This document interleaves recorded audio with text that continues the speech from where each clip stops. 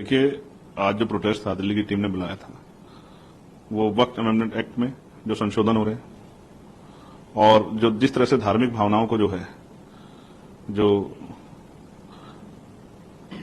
इष्ट हैं धर्मों के उनको के खिलाफ जिस तरह की टिप्पणियां की जा रही हैं, देश को अस्थिर करने का, माहौल खराब करने का काम जो किया जा रहा है, जिस तरह से चाहे हिमाचल हो या बहराइच में जो है एक तरफा कार्रवाई की जा रही है, टारगेट किया, लोगों के घर जलाए गए, उनके मुआवजे का क्या होगा, मैं वहां जाना भी चाहता हूं, उसके लिए भी पार्टी जो है प्रिपरेशन कर रही है। इन सब चीजों को लेके आज दिल्ली की टीम ने प्रोटेस्ट बुलाया था। और जब हम अपनी लड़ाई को लड़ने जाते हैं तो विरोधियों को जो लोग चाहते हैं कि देश में कमजोर पे जुल्म होता रहे, वो उसको रोकने का काम करते हैं। इस तरह की षड्यंत्रों साजिशों से हम लोग डरने वाले नहीं।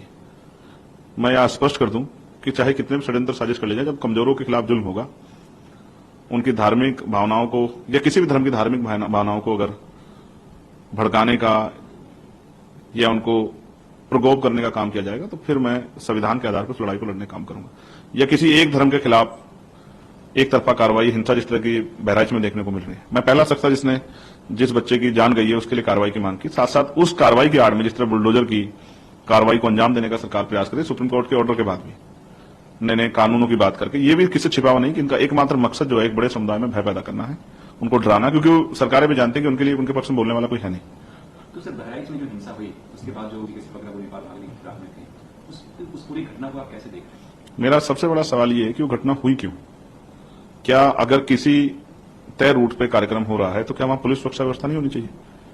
जिस डिस्ट्रिक्ट मजिस्ट्रेट ने परमिशन दी है, जिस लोकल थाना ने, सीओ ने परमिशन दी है, तो क्या उसकी निगरानी करना, उसमें कानून व्यवस्था बहाल रहे, इस तरह की जो एक जब भीड़ निकल गई है उनकी जो है देखरेख करना और एक सुरक्षा का माहौल देना, क्या एडमिनिस्ट्रेशन का और पुलिस का काम नहीं है?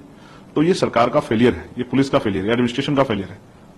और उसकी वजह से जिस तरह के हालात बने और अब जो है एक बहुत बड़ी हिंसा जो है गरीबों के जो घर जलाए गए उसके रूप में, या जिस तरह से अब जो है एक तरफा कार्रवाई की जा रही है, बुलडोजर कार्रवाई की जा रही है भय पैदा करने के लिए, इनसे स्पष्ट होता है कि उत्तर प्रदेश में न्यायपालिका की कोई जरूरत नहीं है। अब सरकार कानून होगी और सरकार के हिसाब से ही कानून व्यवस्था चलेगी। ऐसा जो है माहौल मुख्यमंत्री योगी आदित्यनाथ जी बनाना चाहते हैं।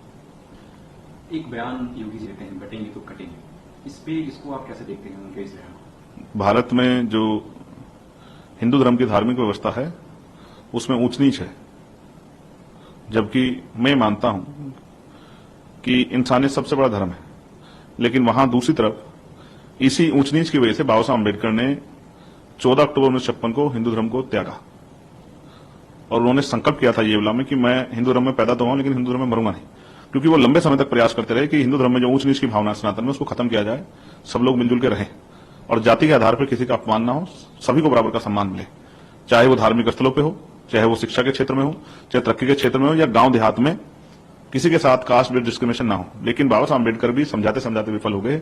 तो मुख्यमंत्री जी को, और मैंने कहा था कि आरएसएस प्रमुख को और प्रधानमंत्री जी को सबसे पहले काम ये करना चाहिए कि आज उनके पास पावर है तो जाति विहीन समाज बनाने की व्यवस्था करनी चाहिए। फिर बट नहीं पाएंगे, कटने की स्थिति तो बनेगी नहीं। इस देश में बहुसंख्यक ग्रुप को ना कोई बांट सकता ना काट सकता। बांटा जिन लोगों ने वो व्यवस्था मैंने आपको बता दी जो ऊंच नीच की भावना पैदा करती है। तो अगर उस व्यवस्था को डायनामाइट लगा के उड़ा दिया जाए, वो व्यवस्था जो ऊंच नीच पर आधारित है, धार्मिक व्यवस्था, उसको खत्म कर दिया जाए तो समानता आ जाएगी। और वो समानता लाने के लिए क्या भाजपा के लोग तैयार हैं, भाजपा के मुख्यमंत्री प्रधानमंत्री तैयार हैं, या जो संगठन भाजपा को पीछे से शक्ति देता है वो संगठन तैयार है? वो समरसता कार्यक्रम चलाते हैं लेकिन समानता कार्यक्रम क्यों नहीं चलाते? मोहन भागवत जी को आदेश देना चाहिए प्राइम मिनिस्टर को कि वो रात को 8 बजे या 10 बजे या 12 बजे आए और ये घोषणा करें कि आज के बाद कोई जाति नहीं होगी देश में, सब भारतीय होंगे और भारतीय होने पर गौरव महसूस करेंगे। कोई जाति का जो है, जाति के आधार पर ना किसी को सताया जाएगा और ना ही कोई जाति का दम लेकर किसी पर जुल्म कर पाएगा। ये दोनों व्यवस्था नहीं चलेगी, सब इंसान बराबर होंगे। आज क्या दिक्कत है? इसके लिए प्राइम मिनिस्टर किसी परमिशन की जरूरत है? इसके लिए ना पाकिस्तान से परमिशन लेनी है, ना अफगानिस्तान से परमिशन लेनी है, ना इजराइल से परमिशन लेनी है, ना चाइना से परमिशन लेनी है, ना बांग्लादेश से परमिशन लेनी है। तो हमारे देश का मामला है और आप पावर में, आप ऐसा तो नहीं पावर में नहीं है। जब आप इनको नहीं चाहते बटना दे, तो बटने की शुरुआत कहां से हुई है? बटने की शुरुआत उस धर्म के आधार पर जो व्यवस्था बनी उससे हुई है जो छोटा बड़ा ऊंच नीच की भावना पैदा करती है। तो इस भावना को सबसे पहले खत्म करना पड़ेगा, तभी शायद मुख्यमंत्री बात कहें तो अच्छा लगेगा। सर, अंत में एक प्रश्न है, 9 सीटों पे, असेंबली सीटों पे उपचुनाव है यूपी में, कैसी तैयारियां हैं? स्टेट की टीम अपना अपना काम कर रही है और जहां तक उत्तर प्रदेश की मुझे जानकारी है, वहां प्रदेश की टीम ने शायद 9 सीटों पर अपने उम्मीदवार घोषित कर दिए हैं। इसी तरह से राजस्थान की टीम भी जल्द अपने फैसले लेगी और इसी तरह से बिहार की टीम भी शायद आजकल में अपने फैसले लेगी। और झारखंड में भी जो आने वाला चुनाव है, आम चुनाव, उसके लिए भी पार्टी ने कमर कस ली है। जहां तक मेरा मानना है कि जहां जहां पार्टी का संगठन मजबूत है, पार्टी को के दावेदार जो हैं, पार्टी मीटिंग में तय हुआ कि वो मजबूती से उतरेंगे।